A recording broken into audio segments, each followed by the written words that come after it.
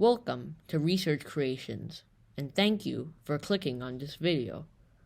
In this video, I will be covering the topic of cancer, going into what cancer even is, what causes cancer, and treatments for cancer. Now, let's get into the video. Cancer starts in our cells. Our cells make up everything in our body. Cancer occurs when a damaged cell goes rogue and starts to grow and multiply too much. This forms a tumor. For a cell to behave like that, changes must have happened in the cell's nucleus, more precisely, in its DNA. Genes control the cell's functions. When there is a missing gene, genes in the wrong order, or too many genes, the cell may malfunction and won't know when to stop multiplying. This is bad, as a tumor can hijack the body's blood vessels, preventing the surrounding tissue from receiving vital nutrients. When a tumor becomes large enough, part of it will break off and spread to the other parts of the body. This process is known as metastasis. Metastasis can occur in 3 different ways: transcolalomic, through body cavities; lymphatic, into lymph nodes and through the lymphatic system; or hematogenous, through blood vessels. Once a cancerous cell, or a malignant cell, anchors to another part of the body, it continues to proliferate and damage surrounding tissue. As previously stated, cancer occurs when a cell's DNA is damaged, and DNA can be passed onto offspring. This means that a person whose family has a history of cancer has a higher likelihood of getting cancer and should be more cautious of his or her health. Viruses can contribute to the formation of cancer as well.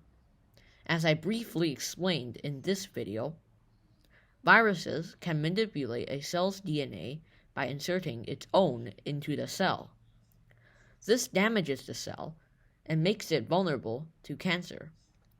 2 examples of viruses that cause cancer are the hepatitis B virus, which causes liver cancer, and the herpes virus 8, which causes Kaposi sarcoma, a cancer that causes tissue to grow under the skin. Ionizing radiation is also a culprit for cancer, especially in skin cancers. An example of ionizing radiation we encounter on a day-to-day basis is ultraviolet radiation, which I will refer to as UV radiation. UV radiation is able to penetrate the upper layer of our skin, or the epidermis. Even though melanocytes produce melanin to block UV radiation, prolonged exposure can allow the UV radiation to react with the DNA in skin cells, damaging it and increasing the risk of skin cancer. The most common way to treat cancer is chemotherapy. Chemotherapy drugs work by targeting fast-growing and reproducing cells, characteristic of cancer cells, and destroying them. Chemotherapy drugs are usually delivered through pills and intravenous injections. However, useful fast-growing cells in our body, such as hair follicles and bone marrow, cannot be differentiated by chemotherapy drugs, so side effects such as hair loss and anemia are common. Radiation therapy is also a common way of cancer treatment. Putting it very simply, radiation therapy works by beaming ionizing radiation to the site of a tumor. The radiation destroys the cancer cells in the process, shrinking or even destroying the tumor entirely. Side effects are mild. Patients will experience minor skin irritation and inflammation at this area of the tumor. However, when the tumor is too large, the next option is usually the last resort.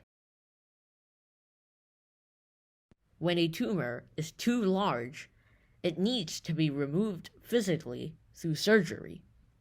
Usually, surgeons will remove the tumor only.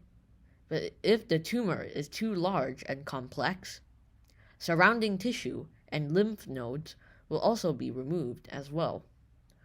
Patients will be monitored after the surgery and may receive more chemotherapy if there are remaining cancer cells scattered across the body.